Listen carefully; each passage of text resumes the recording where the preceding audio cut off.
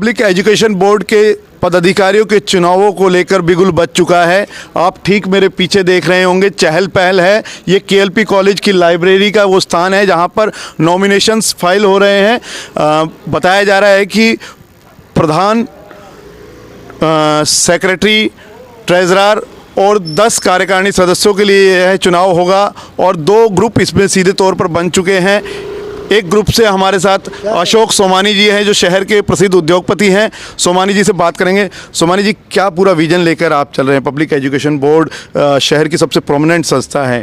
पहले तो आपने गुट शब्द की बात कही, मैं इससे इनकार करता हूँ।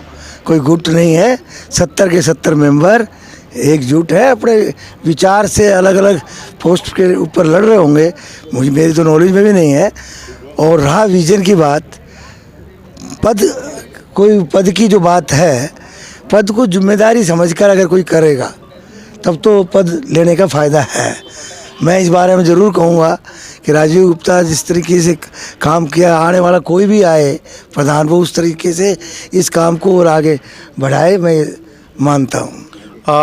4 प्रमुख शिक्षण संस्थाएं पीईबी के अधीन काम करती है। बड़ी एक चीज़ें रहती है कि स्टूडेंट्स की स्ट्रेंथ बढ़े और नए कोर्सेज आएँ ताकि हमारे बच्चे compete कर सकें। इसको लेकर क्या पूरा विजन रहेगा आपका?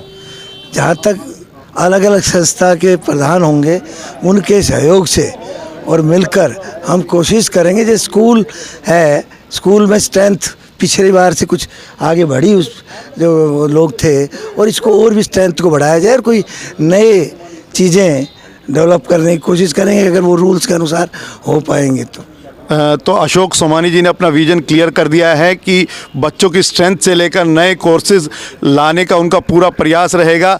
आपको मैं बता देना चाहता हूं कि पीईबी के अधीन शहर का सबसे बड़ा कॉलेज जो कि केएलपी कॉलेज है वो, उसके बाद Satish school, Satish BEd college और आरडीएस गर्ल्स कॉलेज, चारों शिक्षण संस्थाएं आती हैं। अनिल रस्तोगी जी जो सीनियर मेंबर हैं हमारे साथ हैं। अनिल जी, क्या पूरा सिनेरियो रहता है, कितने वोटर्स इसमें रहेंगे? देखिए, इसमें कुल मिलाकर कॉलेजियम के हमारे हैं उसके 70 लोग हैं, 70 वोटर हैं, वो इसमें मतदान अपना प्रयोग करेंगे। और जैसा कि आपने पहले बताया कि 3 पदाधिकारी हैं, प्रेसिडेंट और सेक्रेटरी और ट्रेजरर, और 10 कार्यकारिणी सदस्य हैं। और जो कॉलेजियम के लोग हैं सिर्फ वो ही चुनेंगे। और 31 मार्च को चुनाव है।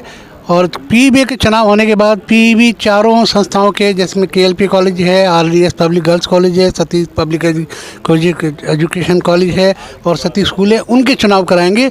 और उनके चुनाव है अगस्त के बाद ड्यू। तो उनका टेन्योर होने के बाद पीईबी, अब ये नई जो कार्यकारिणी गठित होगी पीईबी की, वो इसके चुनाव कराएगी। और हमें उम्मीद है और हमें पूरा विश्वास है कि जो चुनाव हैं पूरी तरह से, पिछली बार भी हर चुनाव हमारे शांतिपूर्ण होते आए हैं। और भी कोई गुट है वो चुनाव के बाद संस्थाओं के हित में एक हो जाता है। ये हमारी सबसे बड़ी बात है। कोई लड़ाई नहीं, कोई झगड़ा नहीं, कोई मतभेद नहीं।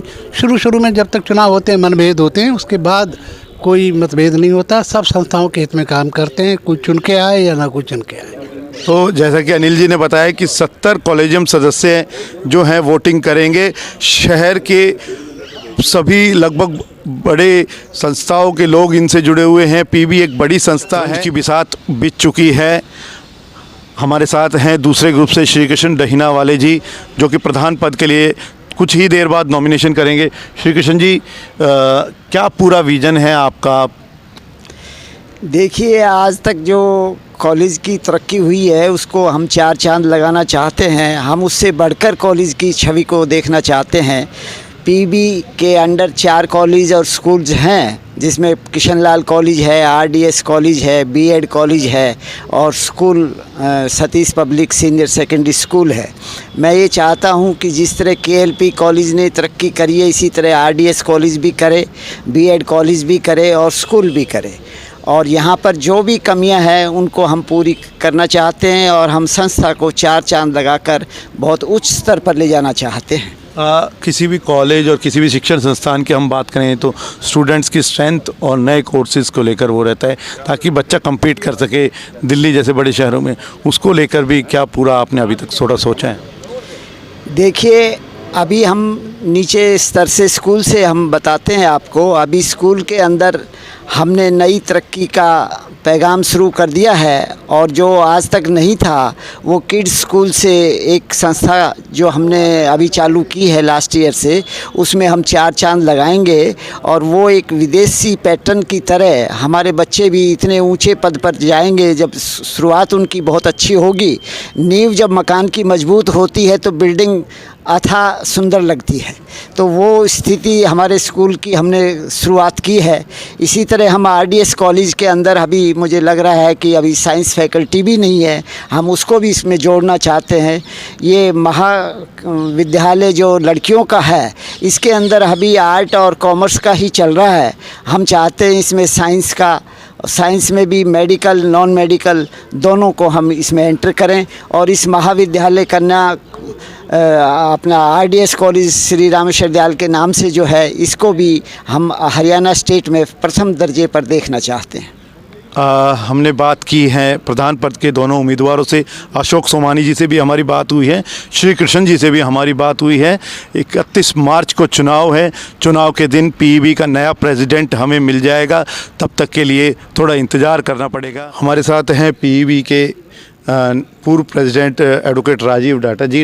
राजीव जी, क्या कहेंगे? पीईबी की संस्था को आपने बहुत कुछ दिया, नया ऑफिस दिया, कुछ नई तब्दीलियाँ की, नई मैनेजमेंट से क्या पूरी उम्मीद रखती हैं? मैं जो भी नए मैनेजमेंट में जो इन्होंने फार्म भरे आज, मैं उनसे चाहूँगा कि जिस प्रकार पीईबी को संभाला गया, आगे भी वो पीईबी को इसी प्रकार संभालें और इसको नई ऊंचाइयों पर लेकर जाएं। कुछ बड़े हिच से जो आपने दूर करे अपने कार्यकाल में, क्या थे वो, और अब भविष्य में उन हिचेस को कैसे दूर रख सकते हैं? सबसे बड़ा तो यहाँ पे मेन पर्पज़ था, एक तो ऑफिस नहीं था पीईबी का। 62 साल में पीईबी का कभी ऑफिस नहीं बना, जो हमने सबसे बड़ा काम किया पीईबी ऑफिस का। दूसरा था इनकम टैक्स का। इनकम टैक्स के काफ़ी ज़्यादा नोटिस थे, यहाँ पे काफ़ी कुछ लेवल पे ला दिया है।